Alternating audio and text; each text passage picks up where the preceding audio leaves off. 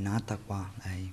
È nata qua e aveva appena compiuto anche i 23 anni, da poco. Dolce, solare, piena di vita, perché era piena di vita Samira. Nel condominio dove Samira viveva con la famiglia in via Conti Agosti a Mareno nessuno si dà pace. È ancora il momento dello shock per quanto accaduto lunedì all'alba sulla Ponte Bana-Spresiano, quando l'auto sulla quale la ragazza viaggiava è uscita di strada. Uno schianto che le è stato fatale, mentre gli altri 3 passeggeri, compreso il guidatore, se la sono cavata con ferite di lieve entità. La madre di Samira, colta da malore, è stata portata all'ospedale di Conegliano, mentre in casa con gli altri figli è rimasto il padre Brahim, che in mattinata si è confrontato con i periti di uno studio di antinfortunistica. L'uomo, nel trevigiano dai primissimi anni 90, ricorda soltanto di aver salutato la figlia prima che questa andasse in discoteca per festeggiare il compleanno di un'amica. A raccontarlo Samira stessa sui social nel suo ultimo selfie. Ma un conto è il dolore di una famiglia, un altro l'indagine in corso. Ci sono da ricostruire gli ultimi secondi di vita della 23enne, ma soprattutto le esatte dinamiche della traiettoria mortale. 2 i punti che sembrano ormai certi. Da un lato la ragazza seduta sui sedili posteriori non indossava le cinture di sicurezza, dall'altro il guidatore, un ragazzo 22enne di origini guineane, è risultato negativo all'alcol test. Si resta in attesa degli esami tossicologici. Questo però non pregiudica l'apertura imminente di un fascicolo per omicidio stradale.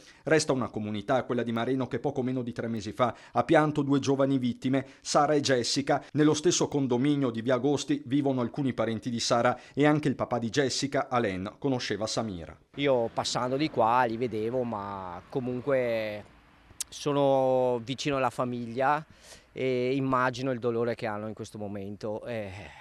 Io che ci sono passato, che sono 86 giorni che è morta mia figlia, e sono ancora affranto dal dolore, immagino loro appena successo. Mi metto a disposizione per qualsiasi cosa, moralmente posso dare una mano visto che io ci sono passato e per qualsiasi cosa sono qua. Sullo sfondo un fenomeno in continua crescita, quello del mancato allacciamento delle cinture di sicurezza. I dati della Polstrada di Treviso, comunicati dallo stesso comandante Simone Morello, parlano chiaro. Nel 2019 ci sono state 1666 violazioni accertate, 2640 nel 2021, impietoso anche il raffronto del periodo che va dal 1 gennaio al 25 aprile, l'anno scorso 781, quest'anno già 950, quasi 200 in più. Anche per questo gli agenti stanno intensificando i controlli.